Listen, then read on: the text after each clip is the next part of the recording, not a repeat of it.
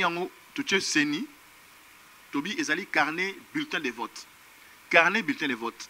Na chaque page ya carnet oyo yango oyo awa tuche page 1 yango oyo seni carnet bulletin de vote pour la députation élection 2016 et 2018 pardon. Batita mususu awa circonscription ya Lukunga. Tango moto tomboli page oyo ya liboso omoni kombo candidat na yo numéro na ye omoni kombo ya candidat na yo na parti politique na ye oyo bato bavotaki wana mpona koyeba ya solo est-ce que ezali 350 soki na kati ya urne bavota baza 350 et que babulletin oyo eza na C ezali 280 c'est-à-dire que batriche ozali kaka bosala dossier na ye ya ma député provincial ma député national le député national le mieux élu banda bakambo ebanda le mieux élu ya Congo banda bakambo ebanda Katumbi tout mon amour moi était bozala calme bazoya tolongoli machine bokota bozo voter pena ya na ba bulletin de vote non mon amour pas ilongini na mona bien te ayibisinga Jackie kende ko voter.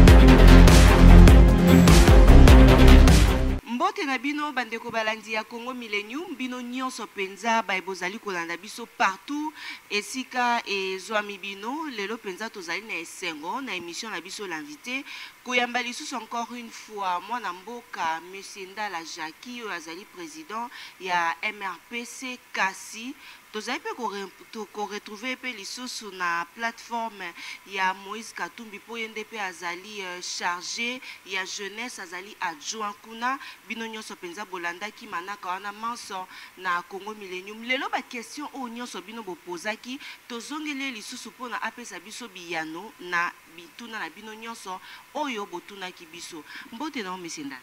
mbote ndeko mbote pe na bayebanso baotala biso. Monsieur Ndala lelo penza motuna ya liboso ezali to lukana nukoyeba réaction na yo par rapport ya meeting ya président Félix Antoine Tshisekedi. Non, réaction ezali positive hein, toza ko encourager UDPS ou elakisi lisusu lelo kezali parti munene ya opposition ya mboka na biso. Donc UDPS est incontournable lelo ya ko beta lisolo politique na mboka oyo te soko beta lisolo ya UDPS te to pesi bon longonya na ba militant na ba combattant nyonso ya UDPS to pesi pe lokumu na longonya na président Félix Tshisekedi yemoko to pesi longonya penza na bana Kongo nyonso oyo bazalaki penza na bolingo balakisi yango pe balakisi bazali ba combattant engagé pour la liberté pour la droit de l'homme na mboka na biso. Kasi monsieur Ndala to remarka ki penza absence na bino to mona ki bino te bino bayo penza bozali ensemble to mona ki moto te bino nyonso boya ki te pourquoi mabe o ezali ya koya te ezali soki mona ki tamuso moto moko ya ensemble te mais je pense que ensemble les ailleurs représentés même si yo mona yi bango te particulièrement biso to zalaki na to préparer activité ma minene makasi penza netinga il fallait na ya nanga pena na ya mais toujours préparer activité ma makasi dans site ko lobela ngopé nazali adjoint ya chargé à jeunesse te nazali na secrétariat exécutif donc nazali secrétaire général adjoint au secrétaire général yenda nazali ko kamapso wa secrétaire général nyonso nazali secrétaire général adjoint nazali en charge ya coordination et à jeunesse donc c'est un peu ça alors jeunesse y ensemble et ça qu'on préparer ben événement moi makasi donc tolobi ya solo Moïse Katumbi azali milliardaire azala mbongo na e azala mbongo obwaka te apena mbongo okabate puis il faut akabela bato ayebi biso ba jeune tolobi bon na mbongo ninga azala mbongo na e bato so bakasaka toke toujours soutenir pas na mbongo ba jeune ensemble lobby il faut balancer activité moko ya je suis Katumbi je paye sa caution donc biso ba jeune de to foutre la Moïse Katumbi $100,000 il faut foutre na CENI. Donc aujourd'hui venez primeur il y a nouvelle an exclusivité tout ça la campagne mo venez ndengwana donc na province nyonso na diaspora ba sangana o baza ba soutenir Katumbi ko pesa 100 francs ko pesa 1000 francs ko pesa $100 ko pesa $10,000 ko pesa onyo soza na yango bo pesi yango to sala compte moko na banque mo songolo ana ki ça to ko décider to ko yebisa bino to pesa on pena neti mabonza na activité na biso et kota na banque biso mo to kela ngo to pesi CENI pour confirmer candidature ya président Katumbi il y a élection le 23 décembre 2018. Pour l'année, tout le monde c'est bon, tout ça, bon pour tout ça, tout le monde. Tant qu'il y a président, nous aurons un mot à dire. La jeunesse aura un rôle à jouer et déjà, dans un engagement, la jeunesse à s'engager pour soutenir. Voilà. Donc, on a raison, on a personnellement été dans la manifestation, mais tout ça, il est cœur, tous ensemble, on a un rassemblement. Tolo bapeli ka mosusu mesendala tant penza tozota abino ba yi opposition tozoma kwa te bozali penza bomoko te po ani tant bozali ko organiser ba milu penza ya minene wana bozali ko tia na bino nyonso esika moko te lolenge tomoni penza na ba pano na bino botie maboko ekangami esika moko esenge pe opposition bozala penza loboko na loboko. Oui, Tatiana, l'opposition dans le beau qu'on a quatre le beau que tu simbani penza ma bino ma journaliste baba to aka bato songi songi il faut to ba en solo bato bazo zela neti lelo Félix Tshisekedi loba ndenge za boye candidat na biso na élection ezaka mutu moko boza ta musu Félix nani Moïse Katumbi loba yango ta musu Vital Kamerhe to mama Bazaï ba ya MLC to bandeko Fayulu to komina ne le ko wana te tango le ekokoka lelo tozo bunda biso nyonso kaka poto kena na alternance kaka po Kabila alongwa nanu il faut on a faut ezelo faut to yeba tout tchono mutu candidat opposition oui akozala oyo na sepele ndeke na ndenge ndeko bandeko ya UNC na Vital Kamerhe balobi tozo na besoin de candidat unique te tozo na besoin de candidat commun les biso to yokani to tchema boko na candidat moko pour battre candidat oyo ya bato Kabila bato Kabila ko bango bazo organiser élection ba pesi ku dans candidat na bango te bon pour toujours les mango ya kosangana na niveau candidature boza la calme tango ko kangongo robeta boye ba candidat moko ya opposition cha boko esali nani kasi monsieur Ndala tango zota penza bozo banga te pe ke tango na PPRD ba ko bimisa dauphin na bango ko sa te bino pe na ensemble boninga na moke to ninga na ndeni bozo banga te personne ne to bangela neti nini parce que tant tozoka déjà pour na kala mingi te awa oti déjà ko ebisa biso donc ba rolandango na émission l'invité lolenge kani bino penza bozali ko organiser milulu boko sala te po botia mosolo po na mwana mboka président Katumbi azongela biso awa na Kinshasa kasi kuna ba na tina basala cotisation te po mbongo ezali yo o wala ntango banga ne to banga ba na misolo tamusu ko le biso te on a tobanga te to zapena tranquille et puis to cha misolo te po Moïse azoya Moïse akoya azoya o mona no benga yo Tatiana yaka tokende la semaine le bon na biso moni président excusez Tatiana oui bien journaliste de yeyo au PC bokangi photo là que en tout cas au sali ne pas interview ah na mabela bakoko na yena disasa donc to bangelo monter campagne za roya et campagne mbongo te a campagne makanisi o na projet de société nini biso to na 4 piliers to soutenir en ya makasi oui simami na ndeko Moïse Katumbi chapo to banga te to na tuni to banga nini biso ne tozo bangisa mo sala mo émission to na bango lobi ni na mo bangi na Katumbi boy Katumbi ko zaine kaka bo sala dossier na ya ad ma député provincial ad ma député national le député national le mieux élu banda ba kambo banda le mieux élu ya Congo banda ba kambo banda Katumbi abo pese sous kaka yeba na Katumbi na ka bo candidature na comme gouverneur vous soutenez na trois élections pendant vous soutenez vous dossier na vous cotiser na CEI à l'époque je crois commission électorale indépendante à l'époque il y avait mal les longs moutons a commis étranger a commis italien a commis zambien c'est que vous avez aventuré yo faut le bango bien donc voilà où mo bangela te tozo banga te mais tokubangisa po tozo bangisa déjà Baï diaspora penza tant bazota bazol ba atatiana mais yozo yamba ndala tuni la biso Jackie motuna ya koeba lelo Jackie a komi contre baï oppose baï pouvoir yepe azalaki kuna aliaka na bango amelaka na bango mais ndeni ya balukeli bango na balukeli bango te na boy je o bango banga basala na liaki na bango na melaki na bango lokola congolais nyonso mais naturellement nous sommes un journaliste donc dans un premier côté on a été un gouverneur tout député tout ADG dans une fonction politique dans un ministre mais dans un journaliste à chaque fois on a besoin d'un pour les logos songolo pakala garçon le bras bien en tout cas animera bien besoin ça les dans un salle puis au futanga alors nous avons pour soutenir évidemment Kabila à l'époque pour la ébalité Kabila ndenge tokende 2016 akozala candidat te tokozwa candidat mosusu tokotia maboko mpona tomona tovivre mpe alternance na mboka na biso to namoni ekomi ya baglissement ya kotingama kiti ebongo ya bokonzi na bino non ezalaka te eloko ngai na boyeli Kabila yango wana eloko mpenza na boyeli mpe naza kokontinue koboyela kotelemela ye yango wana likanisi wana ya mabe bandeko bakufi pamba kaka pamba boye mpo elingi kaka kozala président ondire babota mamano bafula yo nde kozala président te constitution elobi 2 mandats otikeli baninga mosusu c'est simplement ça il y a pas autre chose Tatiana bandeko ya diaspora bomitungisa kutu te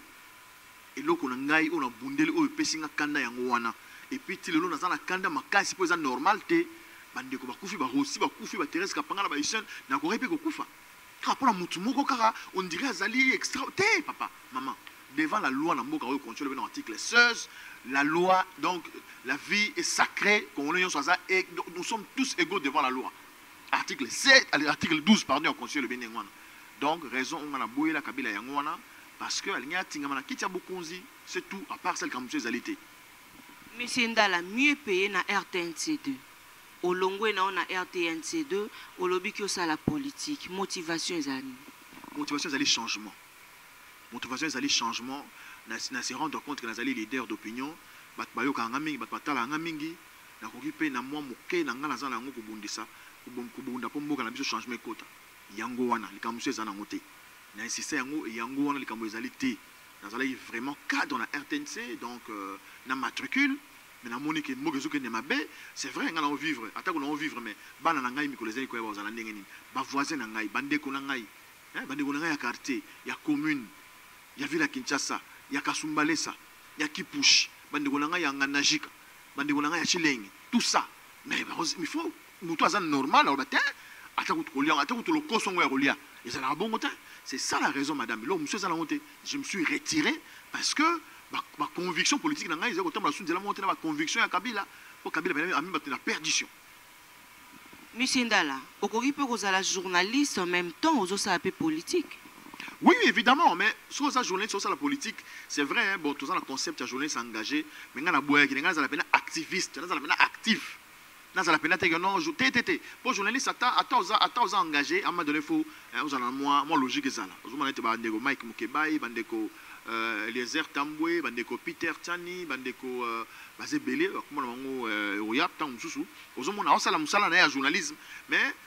moi prise de position sur ça en même temps azolinga za la moi passe et simba penda te pona nga ngala non ngeza la non oui ngeza la oui je n'aime pas être tiède quoi quand je suis chaud so na chaud tout que chaud so malil mais donc yangone bon ba conviction na ngai na kanda na za na ngoya mboka fumu kimanga révéler nga mabele na se retirer na nga na ndenge ya propre quoi. Monsieur Ndala, le 23 décembre Tokyo déjà ozo confirmer biso que l'élection est kozala. Toko kapé déjà tisiko bino pe ba opposition bolingi machine à voter te. Est-ce que toko voter na bulletin to ezaka machine ya wana de tokena Tatiana na yebte ezamba liboso ta mususu to ya mibale na expliquer yo makambo oyo fumu kimango révéler ngai vuluzi ya mboka oyo machine ekoyi kozala te na mboka oyo mboka oyo ya mboka ya bakoko na biso courant ya réalité bato mingi batanga te bakoko ba voter machine à voter aux la passe aux amis kakatano to bisi ndeko nanga akoyi kozala na position ka ya bato Kabila te bato Kabila bali machine opposition eboyi machine il faut azala neutre bulletin de vote oyo to concevoir et approcher oyo mais c'est nanga atala yango ezali carnet yango yali carnet Tatiana yango carnet na carnet oyo ba candidat anu ba ozala belete po ozala na candidat mafuta $1000 et à facilité carnet oyo to benyango to tche seni tobi ezali carnet bulletin de vote carnet bulletin de vote na chaque page ya carnet oyo yango awa to tche page 1 yango seni carnet bulletin de vote pour la députation élection 2016 et 2018 pardon batita mususu awa circonscription ya Lukunga tango moto tomboli page oyo ya liboso omoni kombo candidat na yo numéro na ye omoni kombo ya candidat na yo na parti politique na ye soko pe okei bon eza exemplaire to cheka elongi moko mais soko pe ozo tourner okena page candidat mususu obaloli boyo okena candidat mususu obaloli boyo okena candidat mususu okomi na candidat na yo candidat na ngai numéro na ye numéro 035 comme on a Eka Songo Landu Claude dans la partie X Y Z ozui lo kasa oyo ya kumba partie na yo so ko raté ata soyo o chepe ka ça le côté o bendi ndo to mesana wa o kati yango o kati yango boye lo kasa ka jana no yango et a facile tant o kati yango boye o plier yango oyo oza suna tina nango te o tiki elengo bataseni ozui oyo lo kasa oyo o eza na kombo ya candidat na partie na ina numéro na yo yango o ke ko bwaka yango na urne mama tant o tiango na urne o voter esili ezali facile et pratique même la ndenge o compter ba bulletin de vote na ndenge nini tango basilisi ko voter bazui ba urne ba bulletin de vote eza na kati ya urne ba bwaki yango na se ba komi ko compter ba tomboli batali Jackie Ndala numéro 5 ope témoin ba pesi témoin ya Jackie Ndala ndeko songolo bazo pesa ba pesi donc témoin nyonso azana ba nombre ya bulletin ya candidat na ye batali na tableau eza combien 18 basangisi nyonso sali combien en tout cas na bureau to sali 350 votants 350 personnes vont voter tozongi na ba bulletin oyo ba voter ki wana pona koyeba ya solo est-ce que ezali 350 ce qui est la carte ya urne va voter à 350 et que va bulletin oyo eza na C ezali 280 c'est-à-dire que va tricher va bourrer urne donc ezali facile ba mbongo ba so ba machine ba ordinateur ya vote wana ba ko so ba machine ou imprimante ba na foire ba ja ta 3 pavillons na foire wana ba ti ba machine wana na espace ata ya 2 mois ba ko imprimer ba bulletin vote ba candidat nyonso et ça les MIP. Puis vous allez économique et vous allez pas avantageux. Pourquoi? Parce que vous tirez la machine, oh, c'est là, on sait là, bangonganyon surtout vous allez la procès, on sait l'élection. Namboga oh. Bon machine, oh, il y a ordinateur voilà. Bah so une machine pour imprimer bulletin de vote oh. Et ticali comme investissement évidemment à long terme. Ma machine, tant que soupé, na ba accessoire na yango, so que bébé rebongisa yango. Après 5 ans, au lieu de son machine, machine elle a la foire, va finir quand déjà. Attends que tu prends l'élection au gouverneur, il faut imprimer. À chaque fois quand il y a élection, il va imprimer. C'est imprimer un mot spécial, il y a élection pour le Congo démocratique. Donc, les canis, oh, vous l'avez qui manque à révéler Bissot, il y a un Tatiana. Vous l'avez qui manque tant à révéler Rabbi, nous a rendu ni yango passé aux autres penza li kambongo, vous l'avez qui manque à révéler pour baï diaspora puis azol andaption à Congo millénium, mais c'est là, pas comprendre à révéler qui on est. Tatiana. Naza kote mambo ya bonzambe te me yebango malamu ke mboka oyo eli na nzambe moko munene kwa biso baindo so ke ina end okuta ba indien baza ko sambela ngombe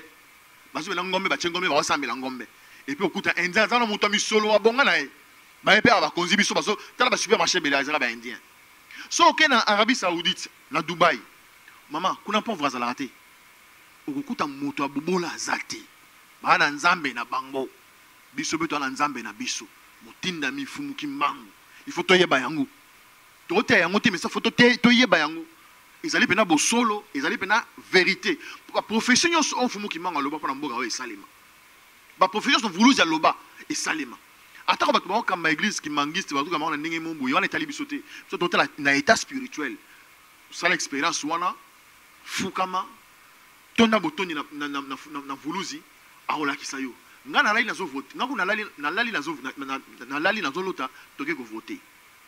na komi na kutu bato bazo bitum oh bato bazo benda na te machine à voter te non tout le monde mutu moye te boza la calme bazo ya tolongoli machine bokota bozo voter pena ya na ba bulletin de vote ah non mon mutu moye pas ilongini na mona bien te ayibisinga Jackie kende ko voter na koti na kutu su mutu moye moka abimisi bulletin de vote à carré ma pesinga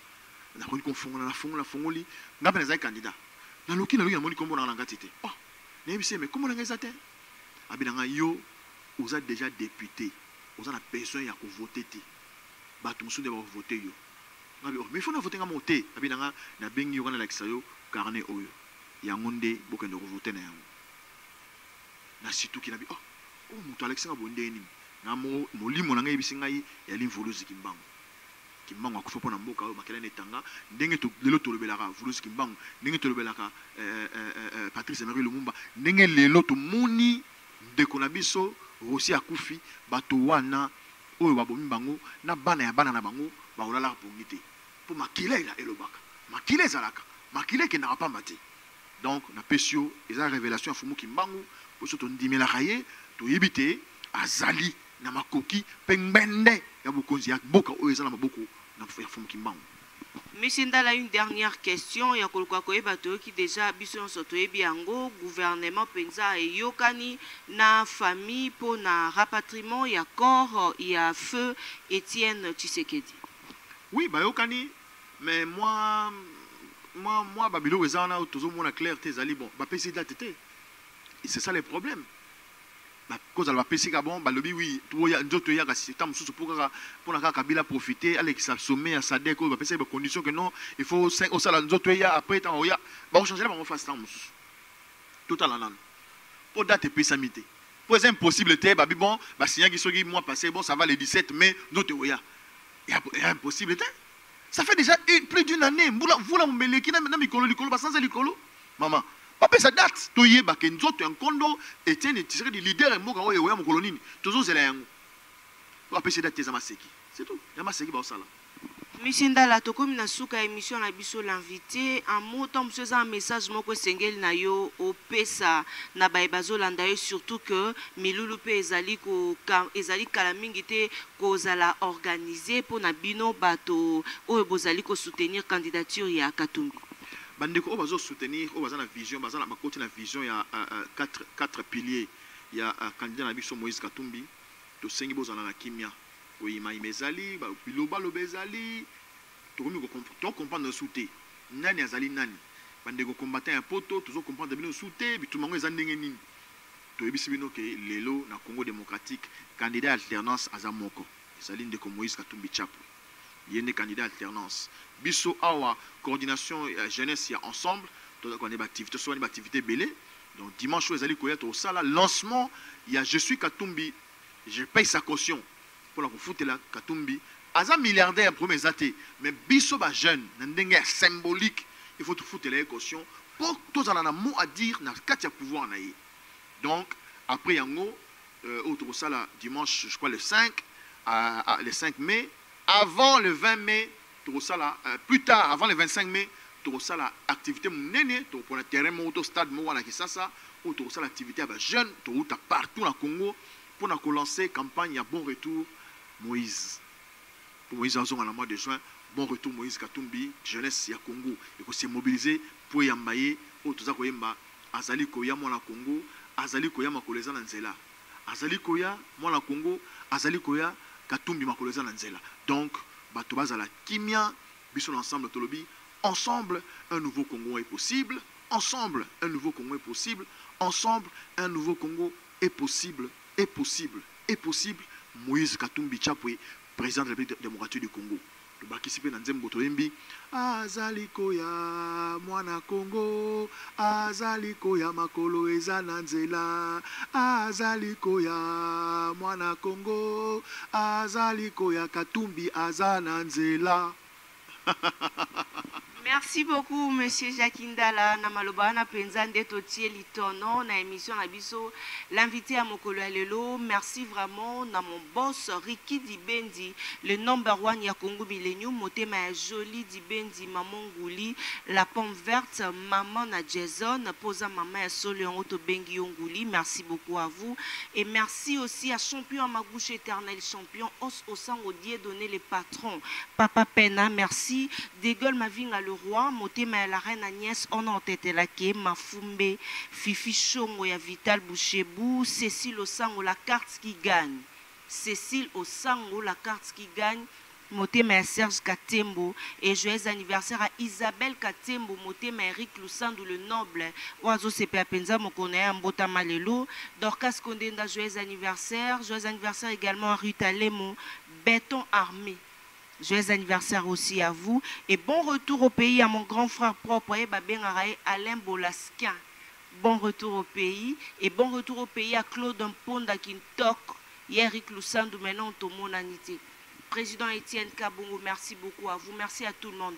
Héros dans l'ombre nyonso bolingara Tatiana, vous continuez toujours à s'abonner na Congo Millennium parce que tous a vraiment na besoin na bino et merci na nyonso o bolingara biso na wayambo. Boketu premier Merci aussi pour Nayo, merci pour la confiance na bino nyonso. Boza tellement ebelé. Merci à toi Giras Mwanda pour na bilili et Lenda et na montage wana vraiment na omona Jordan Kambala. Merci beaucoup à vous. Soki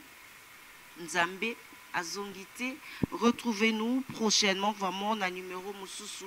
LG Mobali, le maestro. Retrouvez-nous prochainement Boboto Bondeko Eko Bakourenier na Mabota Mabino. Allez, au revoir.